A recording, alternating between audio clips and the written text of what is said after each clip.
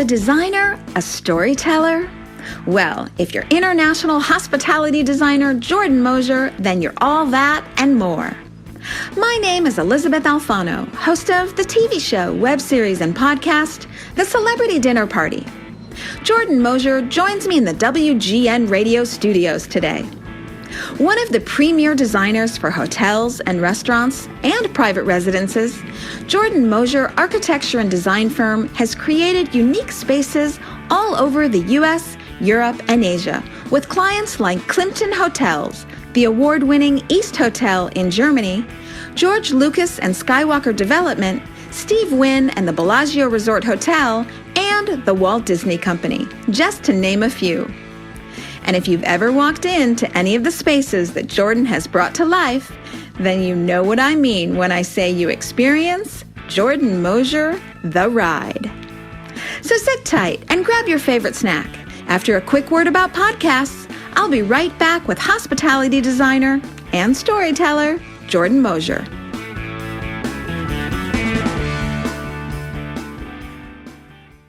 Don't forget to subscribe to this podcast, The Celebrity Dinner Party, with me, Elysabeth Alfano, on iTunes. Just search for The Celebrity Dinner Party. Or, if SoundCloud is your thing, you can find me there too by searching for The Celebrity Dinner Party. Subscribe and you'll never have to hunt for engaging and inspiring interviews again. They'll just land on your computer or your iPhone every time a new podcast comes out. So subscribe now to The Celebrity Dinner Party with me, Elysabeth Alfano, because the best conversations really do happen over dinner.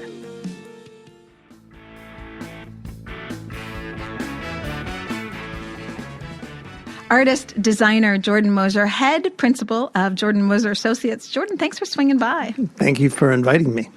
So for those of us who might know, and I really have to include myself in this, explain to me, artist, designer, these are such huge, vague terms. Explain to me what you do exactly at Jordan Mozer Associates. When I go on your website, I see you define yourself as storyteller, and I love this.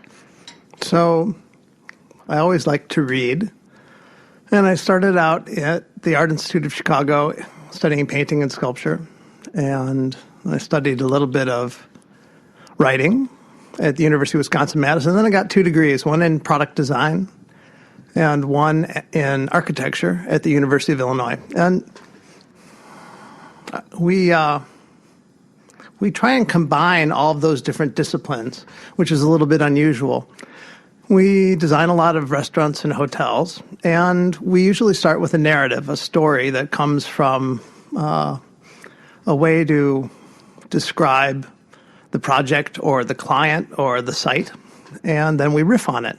And so we take a narrative idea and then we turn it into sometimes a building and an interior.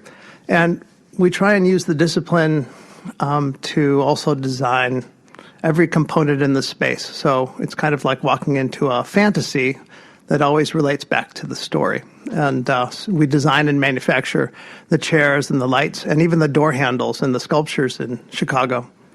This is why, and I mean this lovingly, and I hope it is taken in this way. Every time I go into one of your properties, and there's a huge list of things that you do in Chicago and, of course, around the world, and I'll name those in a minute in case anybody wants to go in and experience what I experience, which is whenever I go into one of your properties or projects, I experience Jordan Mozer, the ride. Because I feel like I've just entered into a completely different world.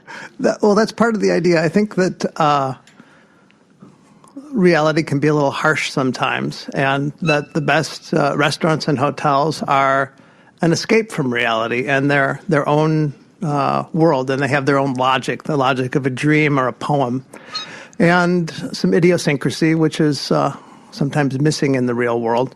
And so it's an escape from reality. Exactly. So let me just list here some of the places.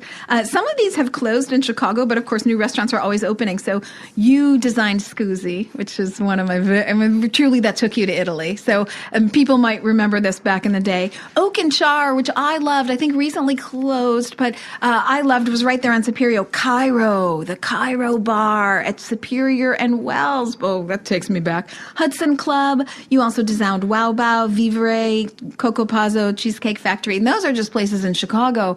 And of course, you have places literally all over the world, Thailand, the East Hotel in Germany. You've also done work for George Lucas. Once upon a time, we were working with Bill Klimpton, who was a hotel innovator in San Francisco, who said he invited us out there because we'd worked on Scoozy with Rich Melman of Let Us Entertain You here in Chicago. And it was a destination upscale casual restaurant. And Bill Klimpton had the idea to invigorate hotel lobbies by basically taking the idea of an upscale casual restaurant and adding rooms, a place to sleep. And one of his folks left to work with George Lucas, and they invited me up there. And there were some dead shopping centers. And George Lucas asked the question, he said, can we revive the shopping centers by creating entertainment centers? Instead of going to a shopping center to do your work every day, getting milk and getting air conditioning filters, what if you went there for fun? What if you went there for food and beverage and for jazz and for things that you want that you didn't need, kind of impulse retail? And we worked on that idea, and then the recession caught up with California, and we took the idea and played with it at Universal Studios and with the Imagineers at Disney. But the place where it really kind of exploded was when we started working with Steve Wynn in Las Vegas at the Bellagio Hotel.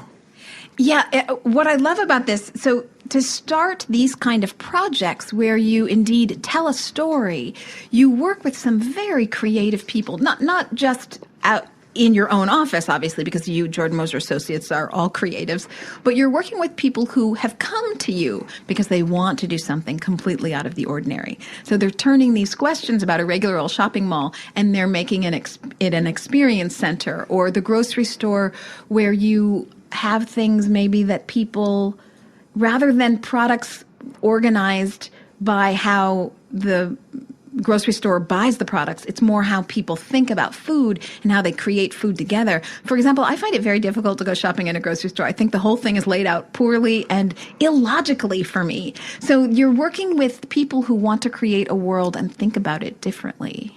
Sometimes it's about cross-pollination and taking ideas from one discipline and applying them to another, which was, like we said, we're talking about before, the boutique hotels that are now quite a craze 30 years later.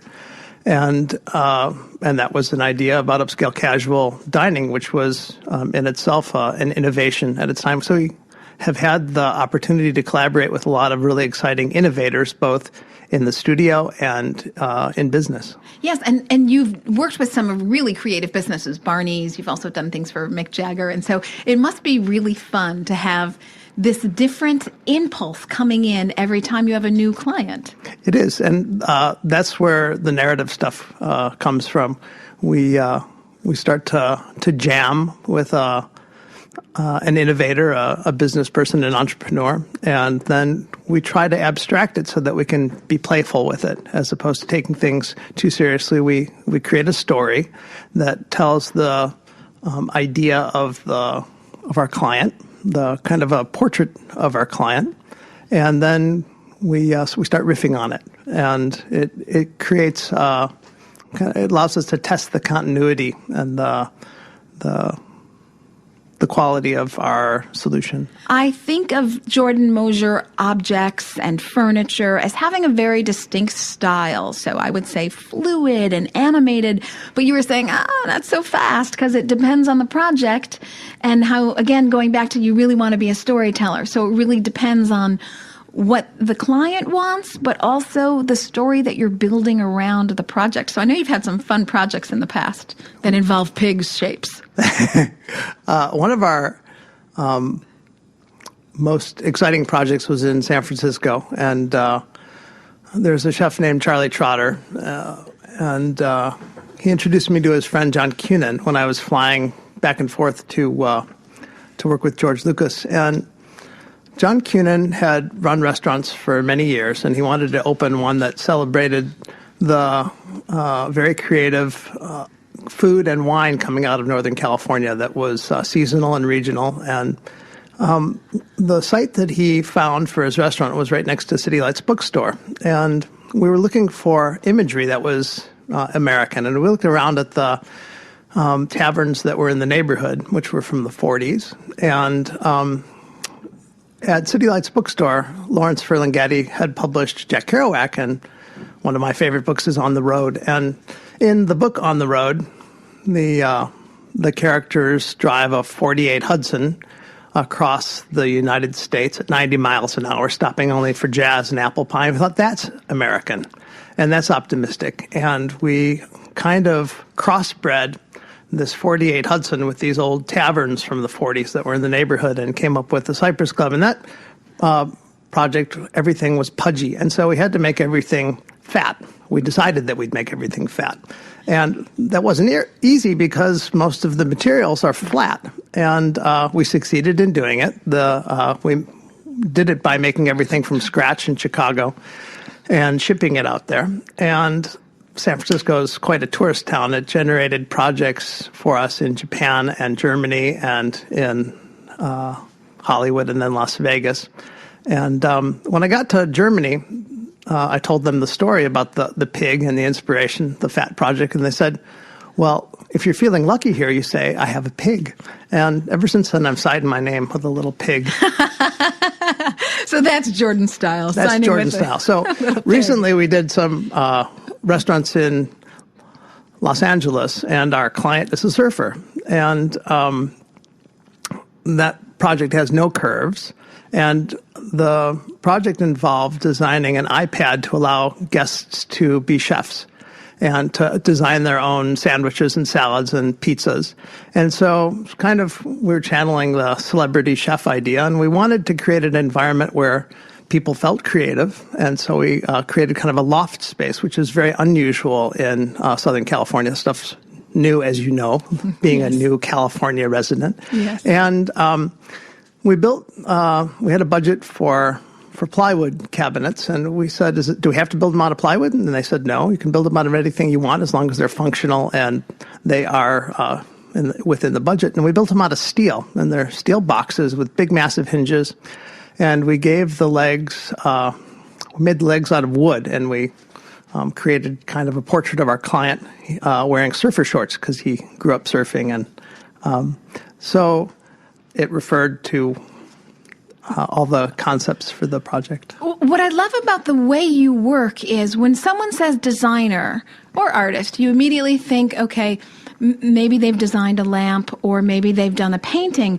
But actually, you're talking much more about large-scale concepting rather than, I mean, you do the product formation as well, you know, like you say, every doorknob, every lamp, every table and furniture and chair, but you also are really concepting the experience. And I think that's what's so interesting. And I'm guessing that's why a lot of clients come to you.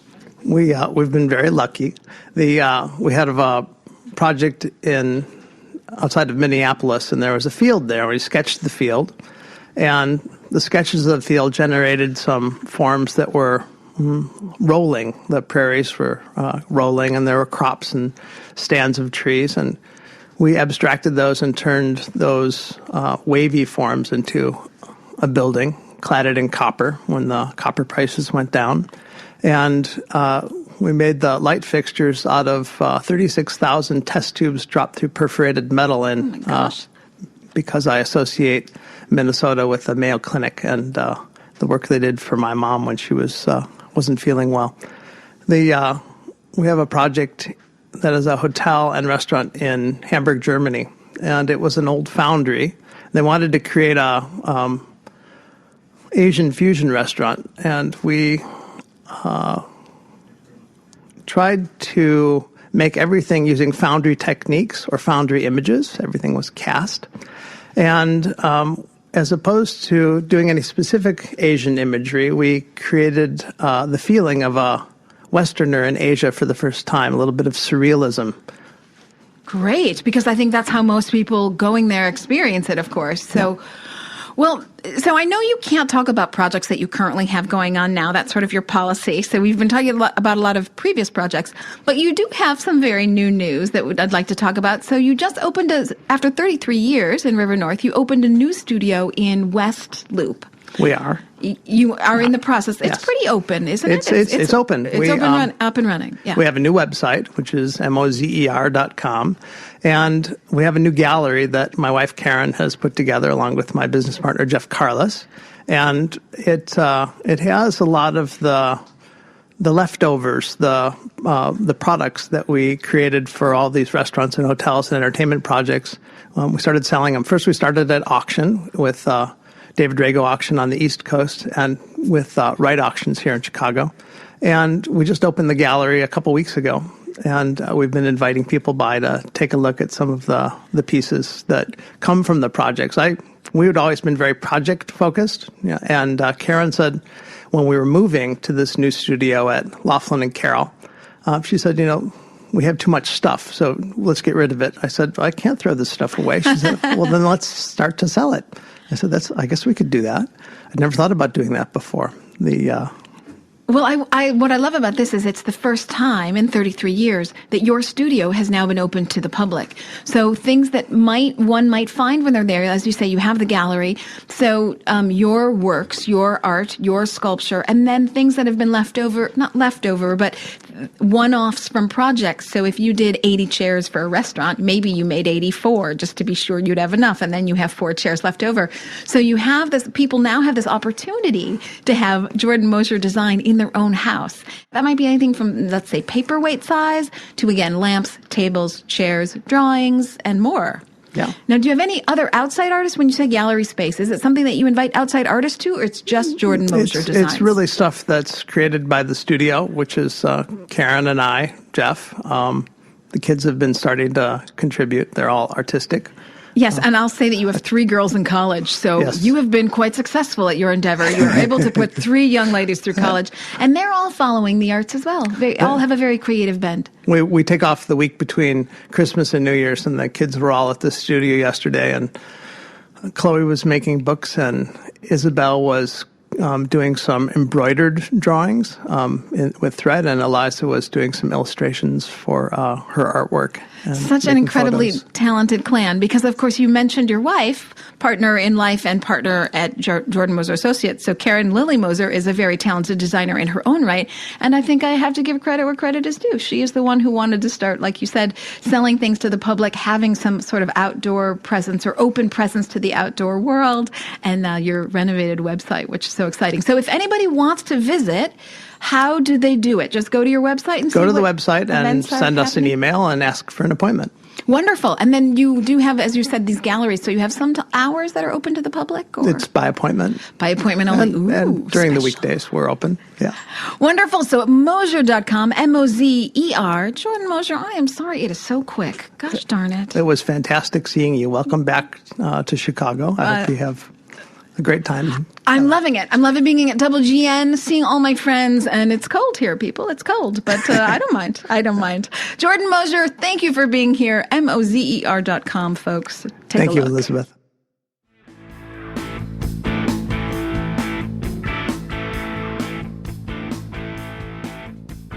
Thanks for joining in on The Celebrity Dinner Party with me, Elysabeth Alfano. To stay in the know, follow me on Twitter and on Instagram at DinnerPartyCHGO, and on Facebook at Elysabeth Alfano and at The Dinner Party. To subscribe to this podcast, find The Celebrity Dinner Party on iTunes and on SoundCloud. And if you want to send me an email about today's podcast or anything else, you can find all my information at www.thedinnerparty.tv. The editor of The Celebrity Dinner Party is Andrew Jensen. The original music is by the Websters and Ship Captain Crew. Thanks for listening today, and join me on the next Celebrity Dinner Party podcast, where the best conversations happen over dinner.